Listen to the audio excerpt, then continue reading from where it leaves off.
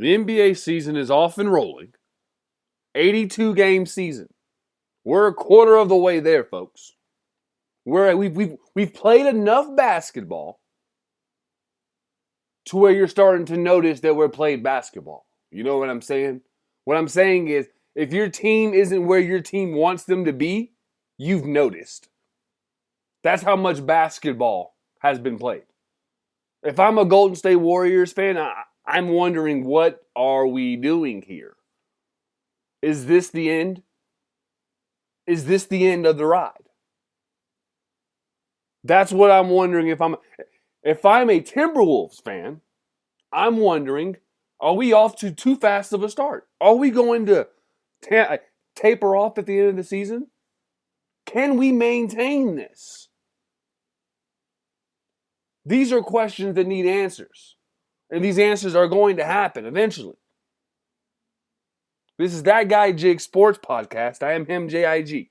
Listen on Apple Podcasts, Spotify, Amazon, or wherever you get your podcast. And don't forget to rate, review, and subscribe. We're also on Instagram now. That Guy Jig. But we're on this NBA season. I'm going to start with the Golden State Warriors, because right now the Golden State Warriors are bad. They're 4-6 over their last 10. Klay Thompson is shooting terribly. Andrew Wiggins looks like he has better things to do.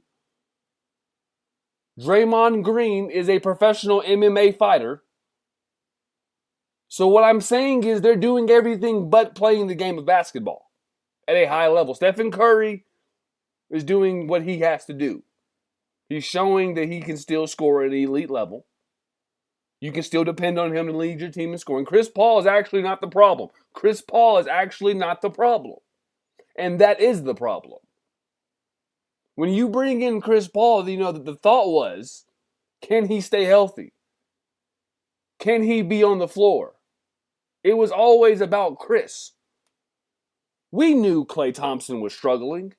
We knew Klay Thompson hasn't necessarily improved. Shout out to Gilbert Arenas for that take. I couldn't agree more, Gil. But what I'm saying is, we knew these things. We knew these things. So when they ship out Jordan Poole because of the incident with Draymond Green, when they bring in Chris Paul, we ask if he can be on the court with everybody else. They don't have that next person to really step up and help Steph right now. They can't get a defensive stop. Turnovers have always been a problem in Golden State. But they've also had the ability to outshoot you. They've also had the ability to defend.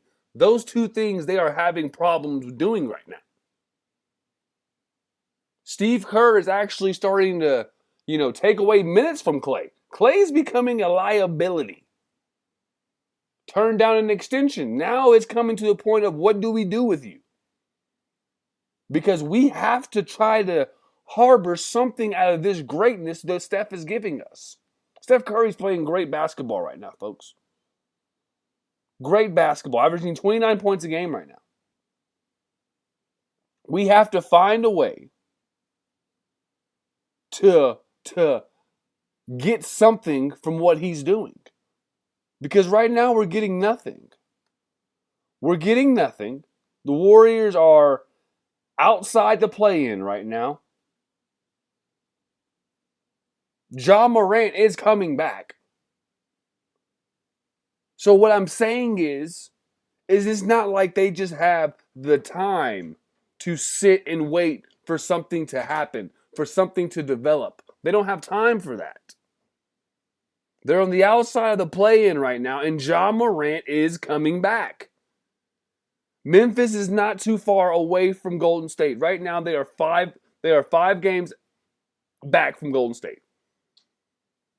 When you have, 60 games remaining, that's not a lot. That's not a lot, folks. So now it's coming. It's truly a question of what is Golden State doing? What are we doing? Because right now we're not winning basketball games. It's hard to picture them as a serious contender at all. And honestly, with the way this roster is playing currently, and I understand with some of these veteran teams, it takes a little bit of time for their legs to get going. So maybe in January, maybe February, we're seeing a different tone about the Golden State Warriors. Maybe this music has shifted to a more beautiful melody because right now it's ugly. It's vicious. It's crazy to think a team like this is struggling this way. But it's also somewhat early. It's early enough to where you can say it's early, but it's still late enough to where you can say, I don't know if this is going to change. You know? We can give the Warriors that hope because they are, world champions. But if this is another team, I'm not giving them a chance in hell. San Antonio Spurs, no chance in hell they're making the playoffs. They've lost 18 straight games. They are 3-20. That team is done. Put a fork in them. The Detroit Pistons, put a fork in them. The Washington Wizards, put a fork in them. Now Golden State, they're struggling. The Atlanta Hawks, they're struggling. But like I say, there's, you're never as bad as you think after a loss, and you're never as good as you think after a win. And these two teams, it's early enough in the season, they have enough veteran leadership, enough firepower to where they should be okay. They should be okay. But look out for those two teams. Moving on. The Phoenix Suns, Bradley Beal's back is back. So now they have their big three. Devin Booker has been a walking double-double. With him, Kevin Durant, and Bradley Beal, it's going to be very easy for these guys to move the ball around. Like I said, this team right here is the team that worries me the most out of the West. This team right here, if you had to look at all the teams out West, you look at Denver, Minnesota, OKC, Dallas, that's your top four. If I'm those teams, the one team that I don't necessarily want to see in a first round, the Suns. The Suns are one of those. The Clippers are another one. The Clippers have figured it out. They're on a 5-game win streak, folks. This is what the vision was in the beginning. James Harden has played more games with Paul George and Kawhi Leonard than he did with Kevin Durant and Kyrie Irving. This is the vision. The Clippers are a problem. This is the vision. They gave up nothing. When you look at the trade, they gave up nothing as far as key players, key contributors, minutes. Nothing changes. Shout out to Ty Lue. I don't think he'll get as much credit as he deserves, but in this situation, Ty Lue deserves a hell of a lot of the credit. Because if it's not him, I don't know if another coach has enough locker room presence and maybe respect from his players to really be able to make this work. Keep in mind, PJ Tucker is not touching the court, folks. This is a veteran. This is a veteran that can give a contending team great minutes. This is a veteran that can give a contending team great defense. And he's not touching the court. Sacrifices must be made, folks. For all great things to be accomplished, some sacrifices must be made. Ask Thanos. Even he made sacrifices. That's all I'm saying. Keeping it out west. My team out west is still the Timberwolves. The Timberwolves and the Thunder are my two surprise teams out west this year because of how consistently they're doing it. I don't think it's really a secret that everybody knew the Thunder, with getting Chet, getting healthy, getting better, they were going to be a legit contender in the West. I think everybody knew when the Timberwolves get healthy, they were going to be a good contender in the West. But I don't think anyone expected it to be this fast and this consistent. I mean, Minnesota is allowing 105 points per game, folks. That's among the best in the league. 105 points a game is locking up in today's NBA. That's a little bit over 25 points a quarter. And that in today's NBA, where you can't breathe on someone without getting a foul call, that's pretty legit. The Timberwolves have depth, they have size, they have shooting, and they have defense. They have 4 pillars of basketball right there. The Thunder are missing size and rebounding. That's what in defense too. But really, I think their defense is a problem because of their size. So I feel like that's hand in hand. They give up 112 points per game. Most of the Thunder's losses are coming against teams with good postmen, and they're going to have to see in the playoffs. You're going to have to get past Denver. You're going to have to get past the Lakers. You're going to have to get past the Timberwolves, the Kings. These are teams that you are going to have to see at some point in time. So you must be prepared. That's the thing about it. You can't wait to get ready. You got to be ready. But so far, against the others, they're doing their thing. And that's okay. They'll have time to grow and figure it out defensively and, maybe adjust to this lack of size they have. But so far, in certain games, it has been a problem. Luka's been exceptional this year. Denver's been kind of lackadaisical. I mean, you can kind of see with Denver that kind of a championship hangover. They're kind of in coast mode. They win when they need to. They win at home. They're almost 500 on the road. That's pretty much the formula for every good veteran playoff team. Let's do great at home and let's try to be 500, maybe a little bit better on the road.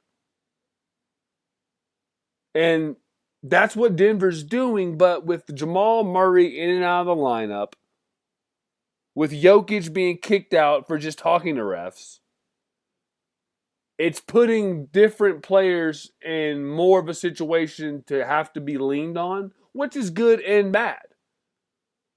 Because come later on in the season, come playoffs, these are the guys that are going to rise to the top when it's time versus the moment is too big for them. Once again, Mike Malone doing Mike Malone things.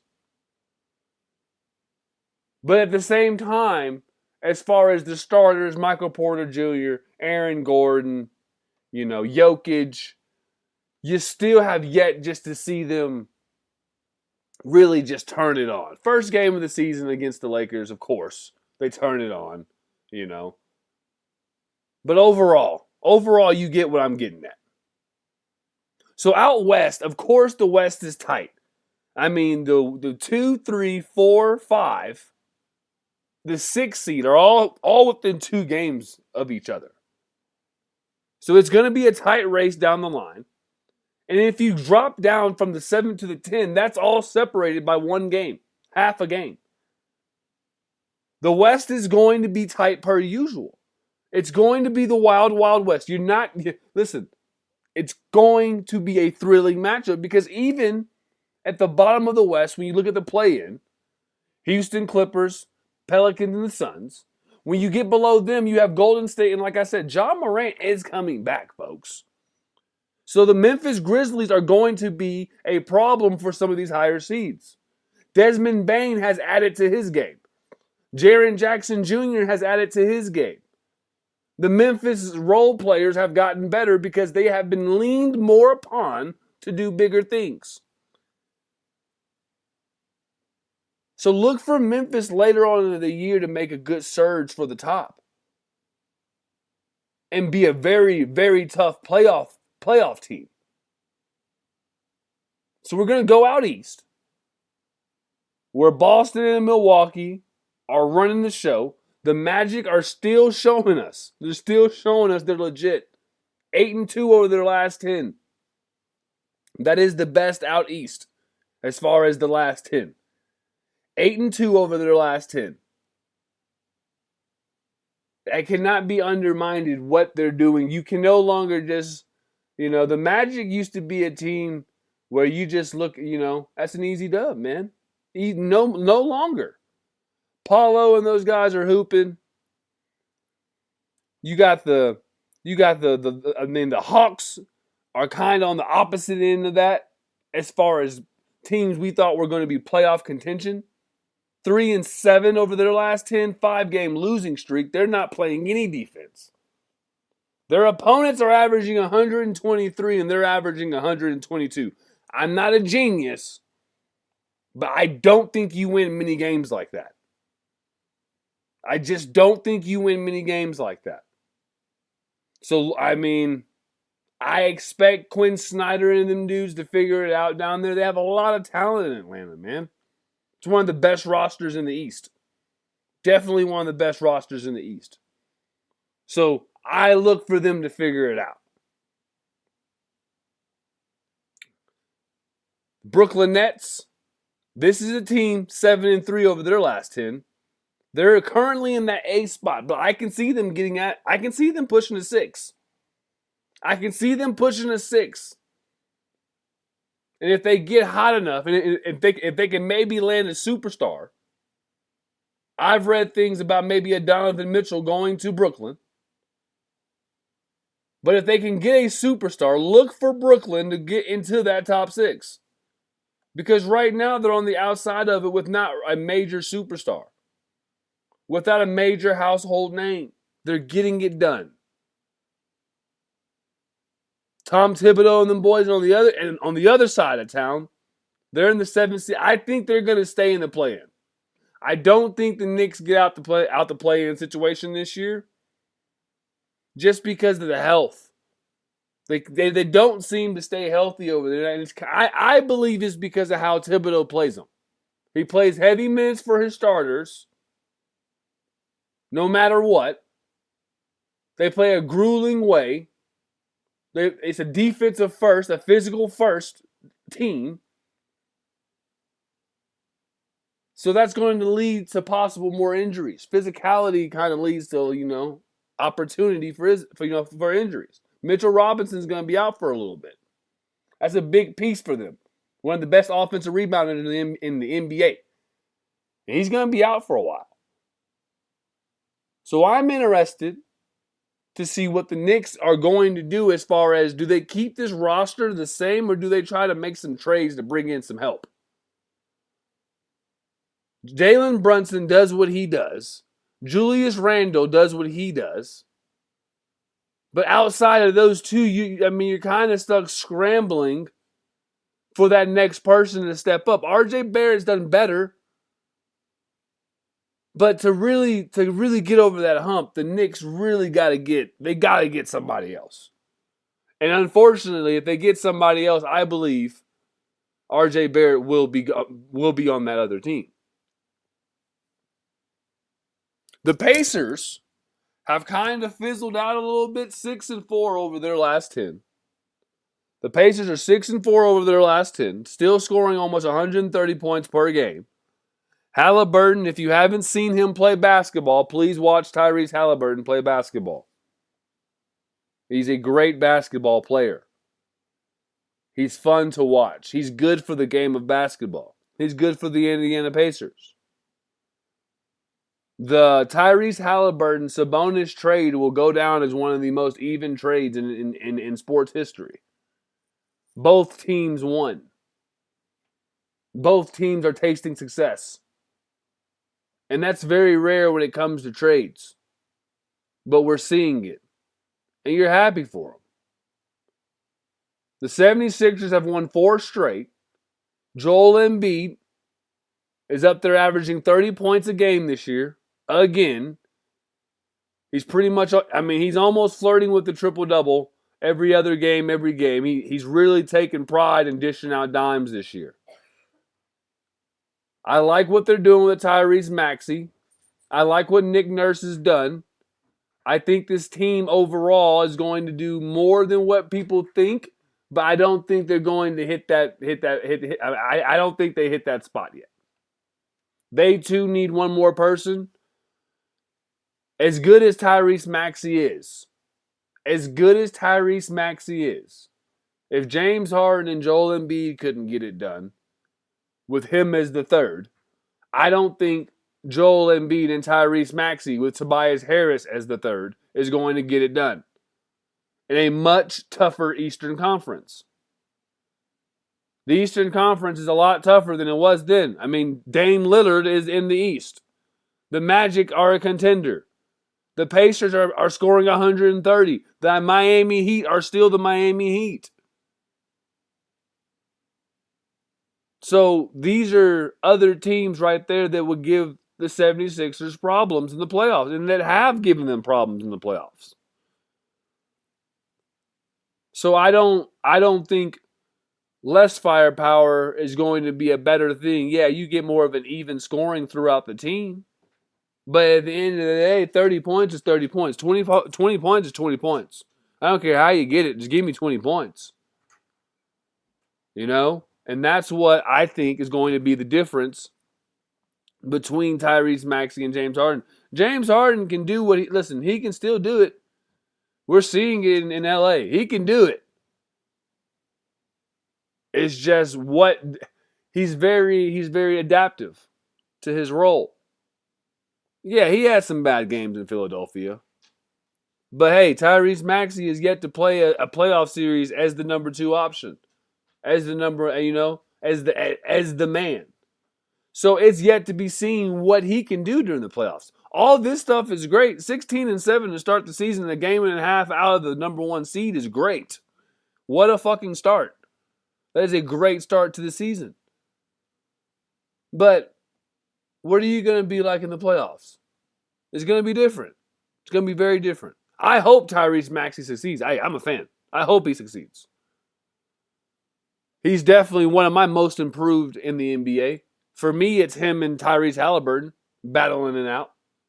That's who it is for me. So as we move on from the teams and the standings and start talking about maybe some awards, my defensive player of the year right now, I personally like Victor Wembanyama. I like Victor, averaging 3 blocks per game. I like Victor for defensive player of the year. I also like Rudy and AD. Chet Holmgren, that's my rookie of the year. Chet is my rookie of the year, and there's no one else because look at the Thunder. Look at the Thunder. They said if Chet played like this, the Thunder would be like this. And guess what? He's lived up to expectations, and the Thunder are exceeding expectations.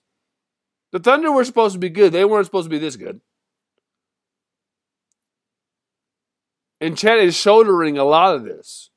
A lot of the scoring and a lot of the contribution that they were getting from other players has slowed down because you have a guy like Chet.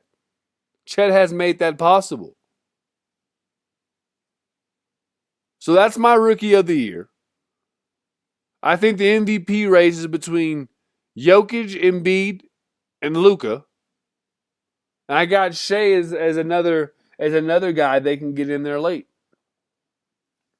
But I think with the emergence of Chet, that will take away from Shea's greatness. But Shea's greatness shines so bright that it's hard to dim such a light.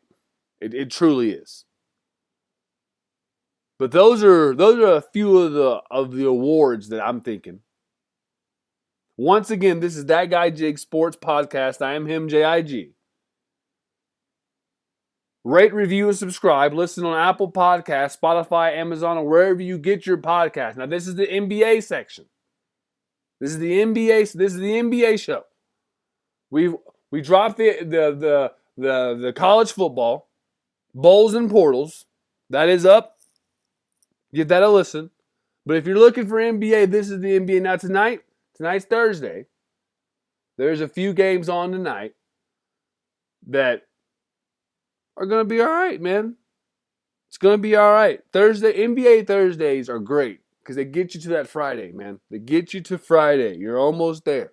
You're almost there. The weekend's almost there. And the NBA is going to get you there.